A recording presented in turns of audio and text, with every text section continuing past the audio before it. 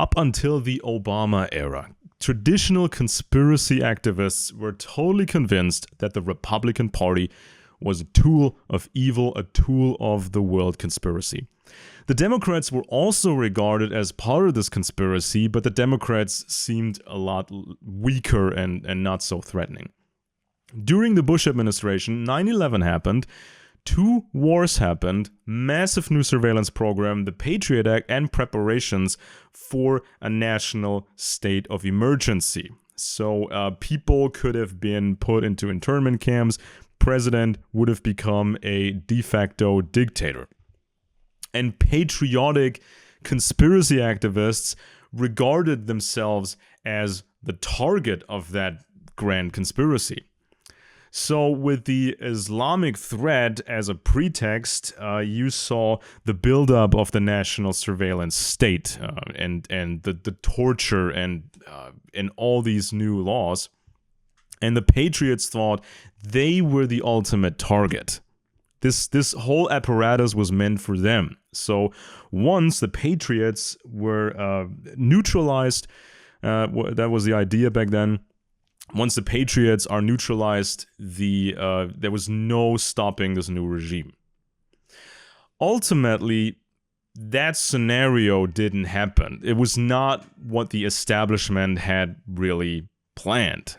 Instead, the establishment just used its two-party cartel, the Republicans and Democrats, and they kept changing, whoever's in the White House to string people along and to weaken people more and more year by year and to weaken them in a legal sense, to increase the power of government. So during the Bush era, it was clear that another 9/11, another big terror attack, could create an actual dictatorship.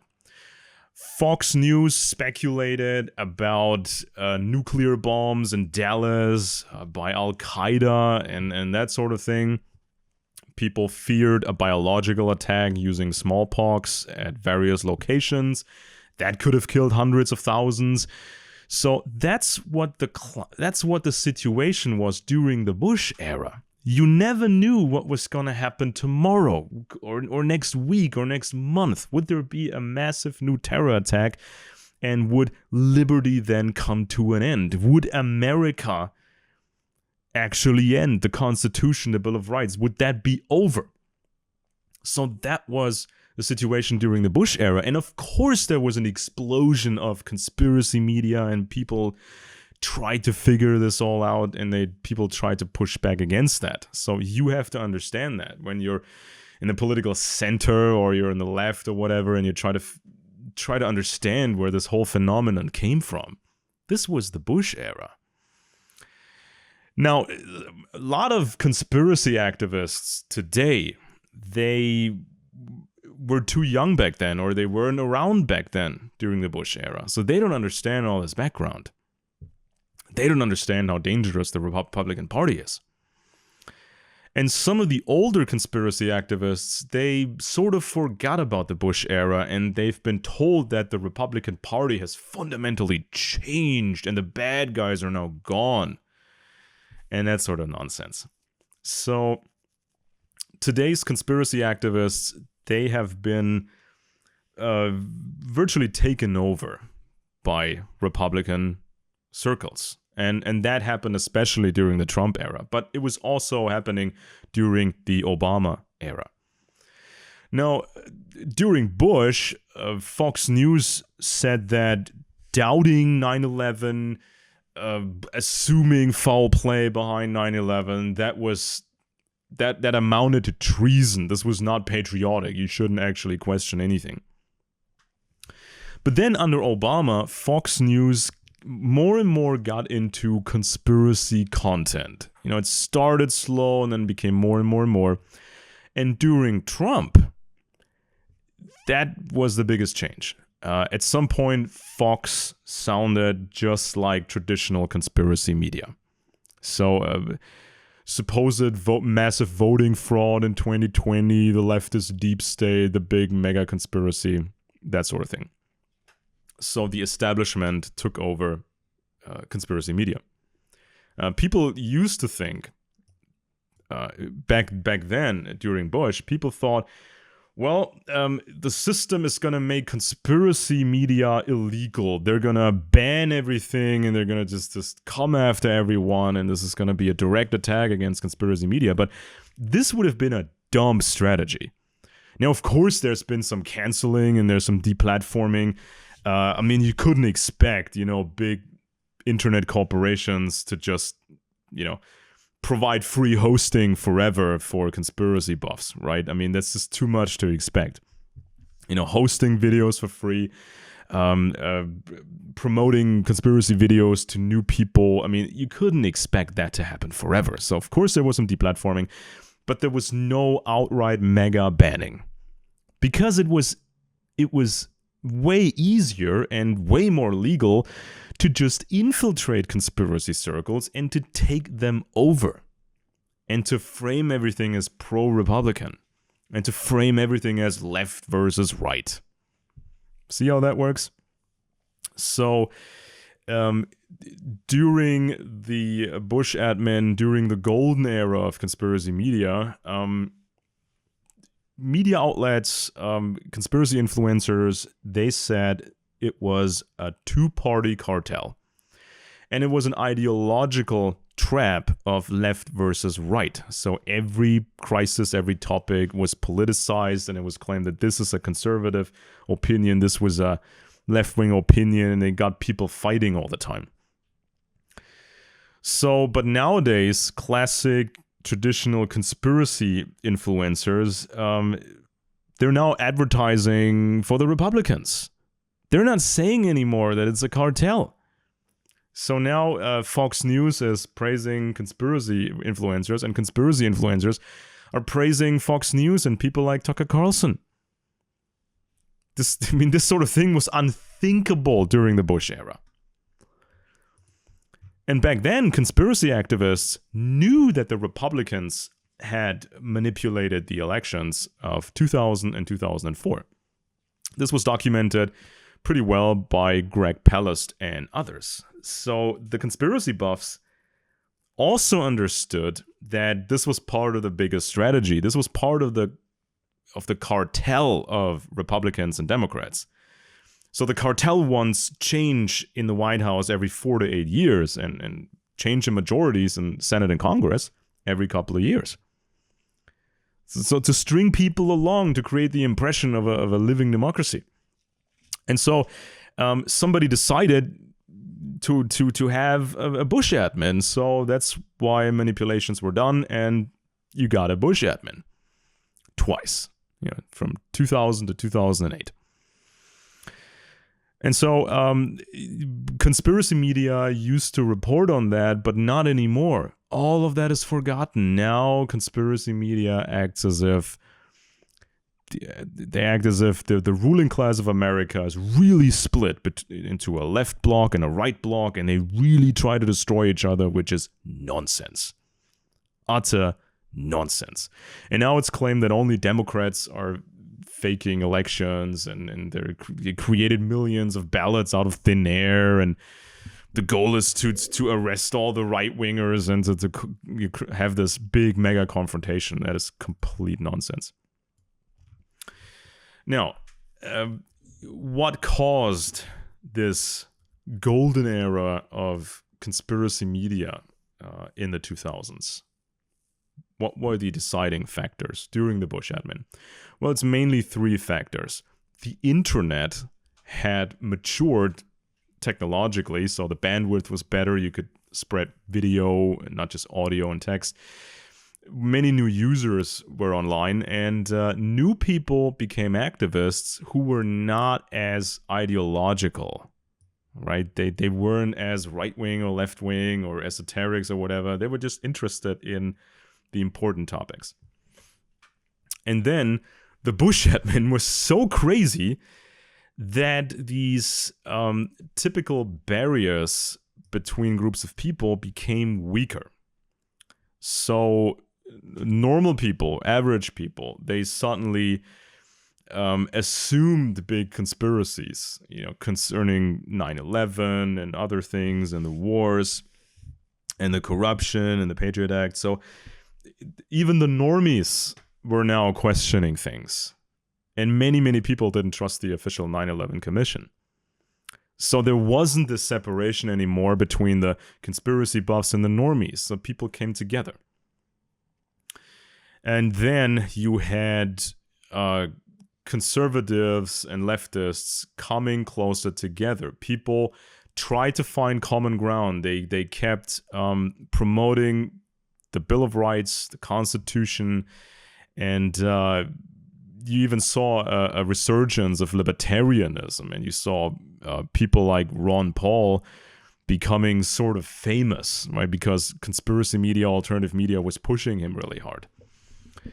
And usually, libertarianism is very much controlled, like every other ideology. It's very much controlled by the establishment.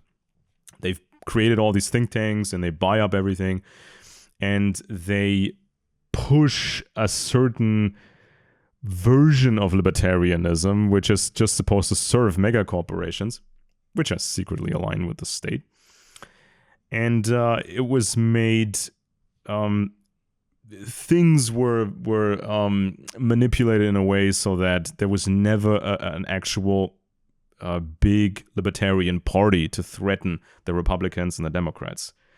So that would have been possible, of course, if rich people and corporations actually put money into a real libertarian party, but that was not what the elites wanted. So resurgence of libertarianism and values of freedom and the Constitution, these were all really, really positive things that happened during the Bush admin and the golden era of conspiracy media, right? And that was a threat for the establishment.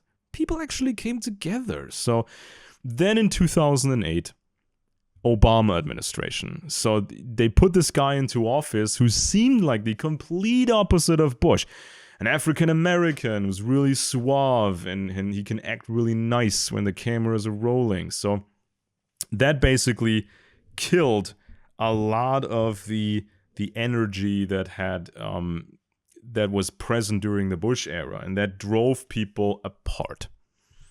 So massive new distrust between groups in the population. So right-wingers, left-wingers, people in the middle, Muslims, libertarians, they all went their separate ways, and they fought each other. And people in conspiracy circles, they refocused on UFOs and esoterics and the pyramids and all that stuff. So then the Republicans... they adopted more and more conspiracy content. And also in 2008, Russia started a massive new campaign to ensnare Western conservatives and conspiracy activists and to promote Russia. Now, what were conspiracy buffs thinking during the Bush era? They thought Russia was still a threat. They thought the conspiracy buffs believed that Russia was still run by communists and KGB assets. So the expectation was that there was still a close alliance between Russia and China, and that these two regimes had a long-term strategy of regaining power, and then striking, and then just expanding their dark power. So that was what conspiracy buffs believed back then. They saw Russia as a threat, while the mainstream media had been more positive about Russia, and they created all this false hope about Russia, that it was going in a good direction and it was going to be a normal country in 10 years or something like that. So if you were more mainstream, you were hopeful in terms of Russia, but the conspiracy buffs, they distrusted Russia. The Russians and the Chinese, they would actually come back to haunt us. But starting in 2008, big campaign by the Russians to change that perception, to change those opinions. And some Republicans actually aligned with this Russian propaganda, and they created this impression of an international conservative alliance against the grand leftist conspiracy. And this illusion was too tempting for conspiracy activists. So we may never find out what conspiracy influencer was actually recruited by the Russians or the Republicans directly, with money and ideology and maybe some dirty tricks. But, the conspiracy media totally changed. Really changed from 2008 onwards. So Russia was adopting the old conspiracy narrative. So the Russia claimed we were the victim of the international banker conspiracy 100 years ago. So these bankers, they destroyed the old Russian Empire and established communism in Russia. In reality, the Russian Revolution, was different. The Tsars, which were basically one and the same family as the British throne, and this was also a gigantic cluster of dynasties that was really tight, really professional. They've been grown for 1,000 years, these aristocratic lines, and they had vast intelligence networks. And so the Tsars didn't have total power over Russia. They had to share power with these older, regular aristocratic dynasties. And so these regular dynasties in Russia, they didn't want to modernize the country. They didn't want to, give up power. They didn't want to copy the American system and all these ideas that floated around. There was even the idea of keeping the Tsars visible as rulers and then have socialism below them. That was also a concept they were playing around with. But the regular dynasties in Russia, they didn't want change. They want to continue forever like they've done for centuries. In the same way the old Roman Empire worked, totally backwards. You couldn't compete like that on an international stage. So Russia could have fallen apart. It could have been broken up into different pieces, and that was regarded as a threat by the Tsars and the Brits and the Americans. And that's why this revolution was done, and it was painted as communist, but the communists basically had been under total control of the Tsarist intelligence agencies. And the Tsarist intelligence agencies were trained by the Brits, their relatives. So it's all basically British intelligence. So the revolution was painted as socialism, but it was just a standard empire. The Soviet Union was a very, very basic empire. And there was nothing new. It was just a facade they put up with Marxism and Leninism and all that. And from the start of this new version of the Russian Empire, right from the start, America delivered all the necessary technology to modernize Russia. The cars and power lines and the oil industry and the chemical industry, car industry, everything was given to Russia. That's really what happened, to make a long story short. But the Russians nowadays, they employ this old fairy tale of these international bankers. Now, merchant banks, the modern merchant banks, or the deciding merchant banks, they were created by the aristocracy. The British Empire created fractional reserve banking, the new Bank of England. And these phony private merchant banks, such as Barings or Rothschild, that was all under control of British intelligence and run by these vast clusters of all dynasties.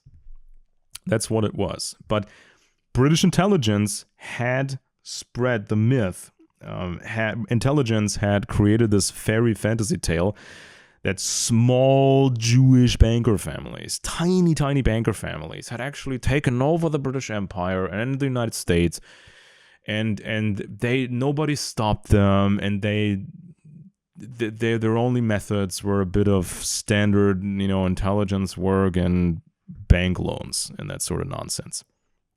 So that fairy tale nowadays is being that fairy tale is being reinforced nowadays by Russia. So they claim we were always conservative and we were taken over by this banker conspiracy.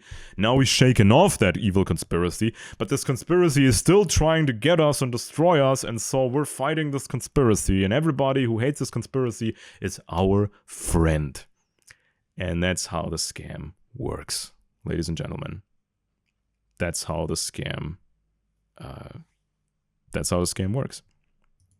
And so the Republicans are nowadays sort of using that old fairy tale. They're not actually claiming Jewish bankers that explicitly. They're saying, internationalists or George Soros and the leftist deep state, and they're using phrases like this. So anybody in the target audience, they can interpret that any way they want. So it's either going to be like the classic conspiracy interpretation of it, or it's going to be like a more mainline right-wing interpretation. It's just whatever works with the audience. So the target audience is supposed to believe it has powerful allies in the United States and within Russia. And your activism is supposed to strengthen Republicans and the Putin regime, and that is the way to win, supposedly.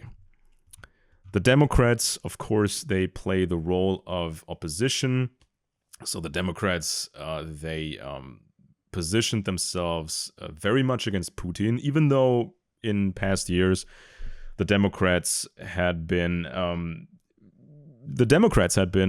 fairly pro-Russia. So the Hillary Clinton, she actually was involved in getting American companies to be involved in Russia, the Skolkovo project. Barack Obama was joking about a Russian threat when McCain talked about it. Obama said, haha, the 1980s called. They want their foreign policy back. How can you believe the Russians are a threat? Ha ha ha. But now the Democrats, they took on the role of, being anti-Putin and pro-Ukraine.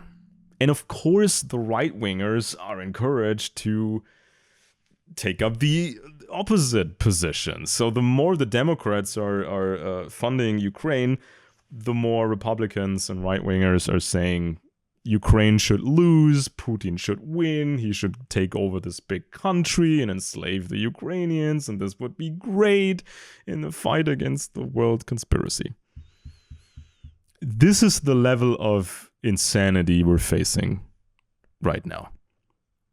So, starting in 2008, more and more conspiracy influencers realized they could really make a lot of money by pushing these fairy tales, these pro-Russian fairy tales and these pro-Republican fairy tales.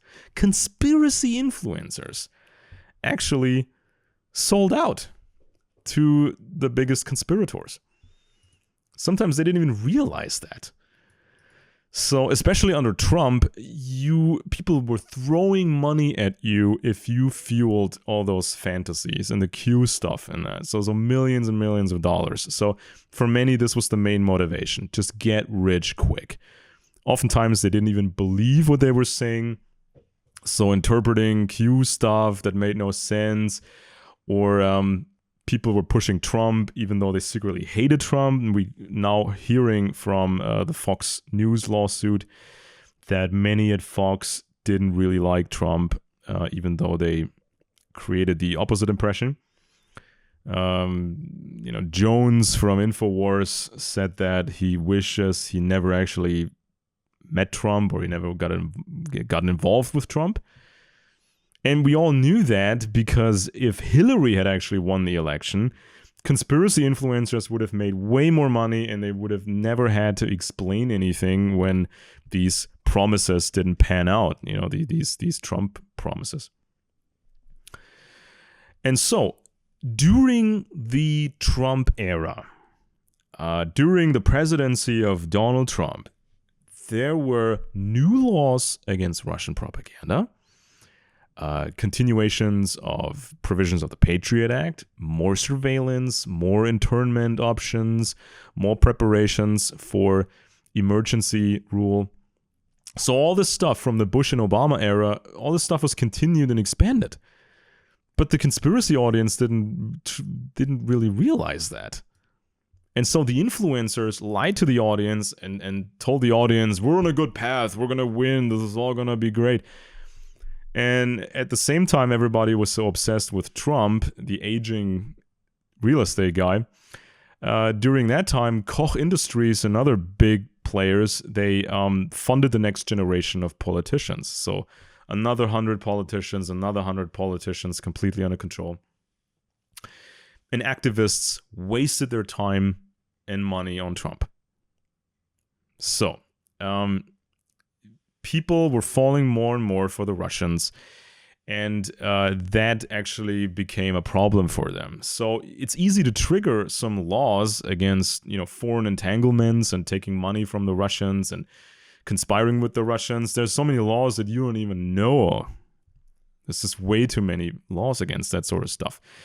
And so it's of course it's nice for the American ruling class if certain people actually conspire with the Russians, because that's how you can compromise those people and you can actually move against those people. And even if you don't outright conspire with the Russians, you may be enticed to become an extremist. So look at Russia, how it really is. Women are not protected from all these alcoholics and the crazies, and gays and lesbians are being literally hunted down. Anybody who's complaining, anybody who wants freedom is regarded as a criminal. And now Russia is viciously attacking neighboring countries.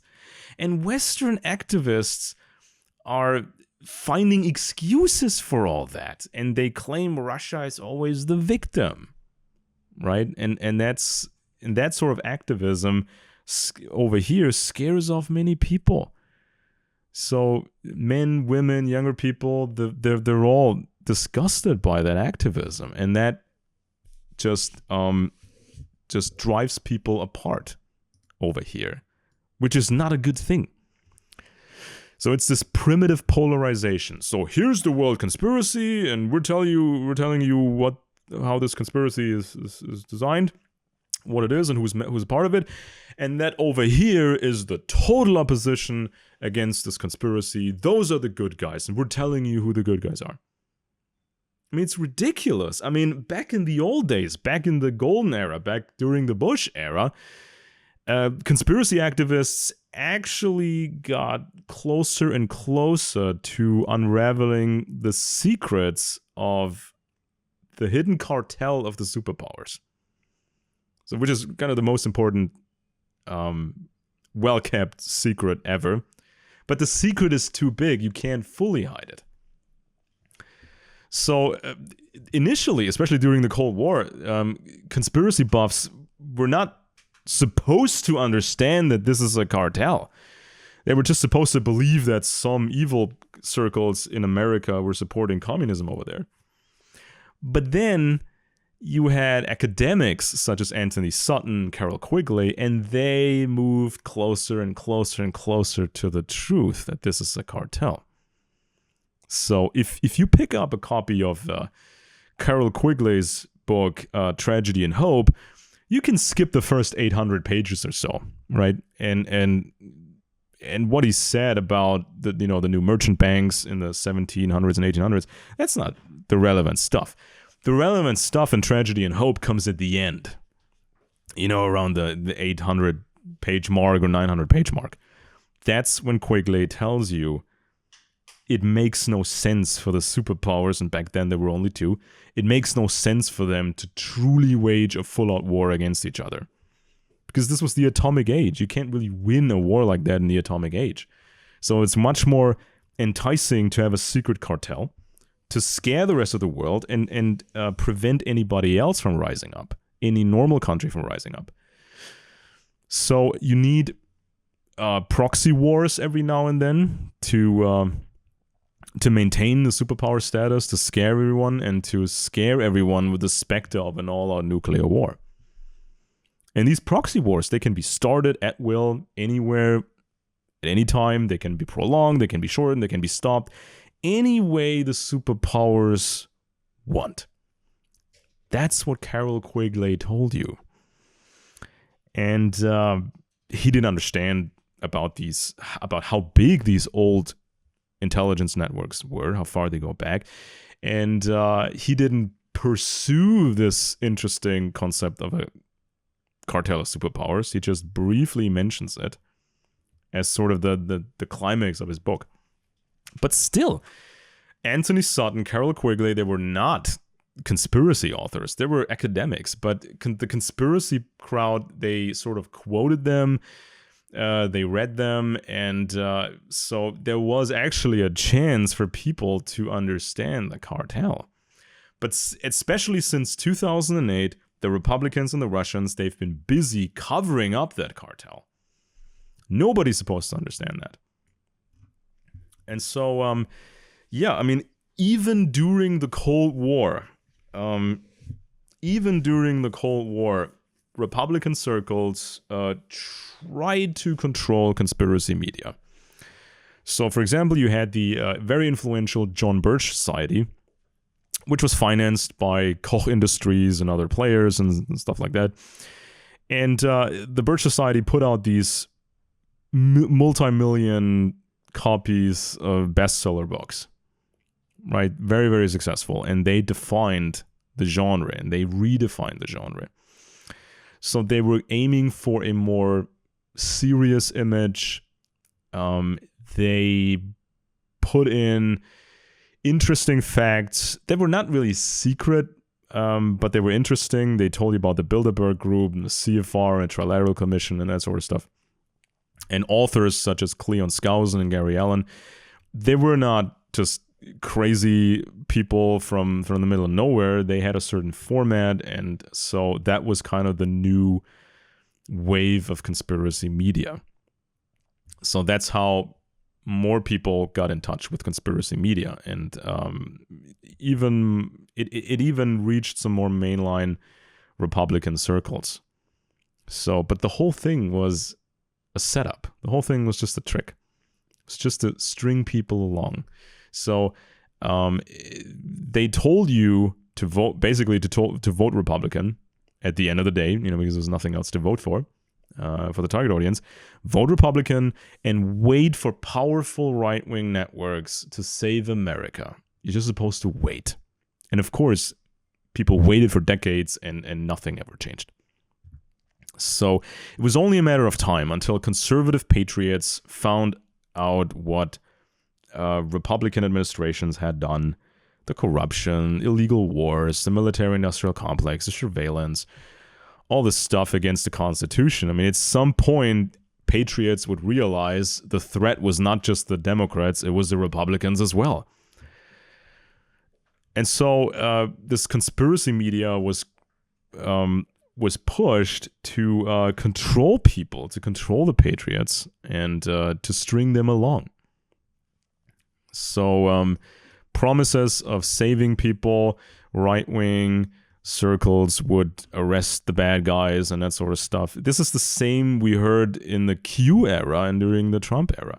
It's just the same empty promise, the same fantasy, regurgitated. And so after the Cold War, the Soviet Union was no more. President George H.W. Bush, he was responsible, or partially responsible, for the Gulf War, which was not really popular. And then Bill Clinton became president, and many citizens who didn't really understand the power structures, many citizens just thought, well, let's have Democratic presidents from now on. Let's vote Democrat, and let's just focus on happy things and not have kind of this big military drama anymore, and all the scare of communist infiltration and that sort of thing. So then patriots feared that there was going to be a leftist takeover in slow motion. So everything was going to be more and more on the left.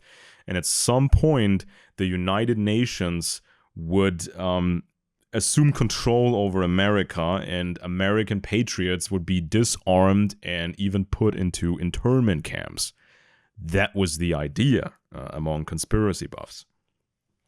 And so America would end, the Constitution would end, this would be world government under United Nations control. So that's what the conspiracy buffs were occupied with during the 1990s. So they used AM and FM radio shows, shortwave radio shows, VHS videotapes, and there were best-selling books such as Cooper's Behold a Pale Horse, which was a terrible book, actually. I mean, the quality was crazy bad.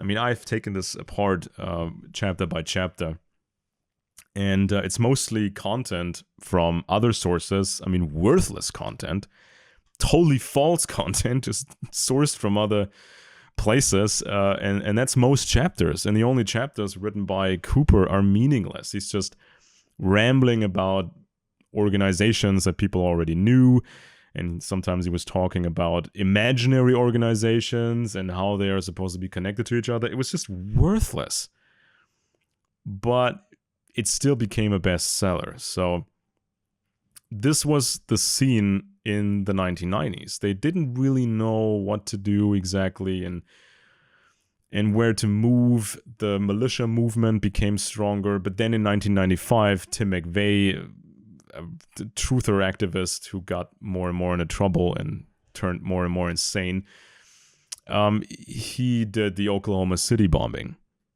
right?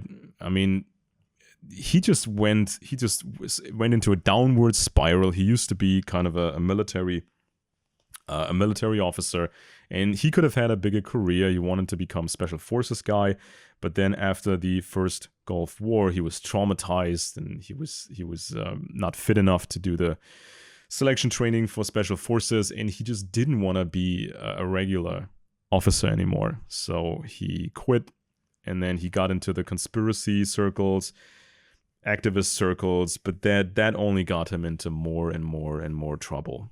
And so that was a disaster.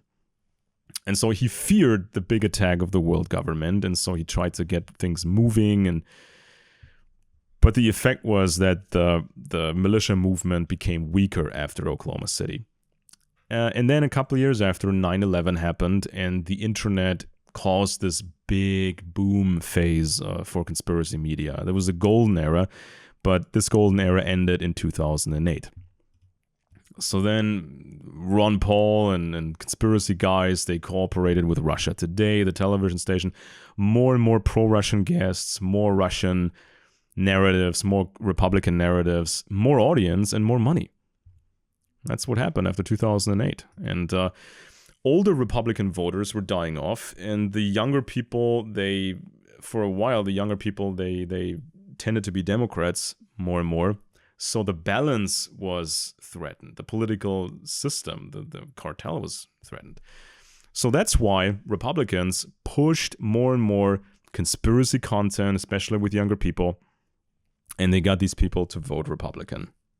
And that's practically what happened. So now, if you don't like the mainstream, if you don't like democratic media and that sort of stuff, if you move away from that, what else do you find? You find people who simply hate socialism, and people who tell you that Russia is always the victim, and it's so unfair that Russia now has problems after invading Ukraine. That's so mean. And the world conspiracy is against Russia, and Russia is a wonderland, and they're saving us from the world conspiracy and that sort of stuff. And then you get people who are whining about the Capitol mess. You know, people actually went into the Capitol, which with a certain intention, that was a crime. And now they had legal consequences, and influencers now whine about that. Okay, and what else? What else do you get from these influencers nowadays? It's always just a message that the Republicans and Russians are going to save you. You shouldn't create your own structures. You shouldn't have your own ideas. Just follow along. All this false hope that there's this international alliance and you're part of this, and what do you really expect from Russia? This zombie land run by ex-KGB assets. They're not gonna save you. They're not gonna help you against anything. Have you ever considered that the superpowers they have more to gain from a cartel? More to gain than actually fighting each other? You ever thought that the Russians would use you and they would betray you? So within only a few years, the Republicans were able to change this whole perception.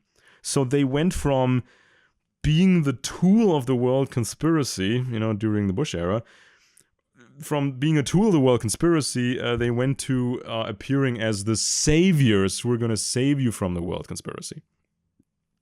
Just a bit of marketing, just a bit of this and that. And that's how they completely turn around the opinions of conspiracy activists. And same with Russia starting in 2008. So Russia went from being or appearing as a post-Soviet hellhole, bent on regaining power together with the Chinese and to become a big thing again and to oppress people again. Russia went from that image to the image of savior and saving us from the world conspiracy. Just a couple of years, just a few $1 million spent here and there, completely changed people's opinion. That's what happened, right? And so the superpowers, they have completely absorbed conspiracy ideology and conspiracy media. The superpowers are always 20 steps ahead, and you shouldn't fall for that, right? And so you have to face the disappointing reality that there are no real powerful mega circles behind you. No powerful circles will actually save you. There's no fixed ready-made revolution that you can just join. You have to build your own structures. You have to learn from the winners. You have to learn who to trust and what ideas to trust. So if you're a conservative, if you're a conspiracy activist, try to imagine what the leftists are thinking. The leftists are being manipulated with the same tricks. So the leftists, they got their own conspiracy ideas. They think it's a big, white, world right-wing conspiracy. So this is evil. This is the center of evil for them, and that's why they want to fight this supposed white right-wing world conspiracy. They want to fight it everywhere. With everything, whether it's about culture, whether it's about, the young people. That's why they want to get young people and turn them totally woke and all that stuff.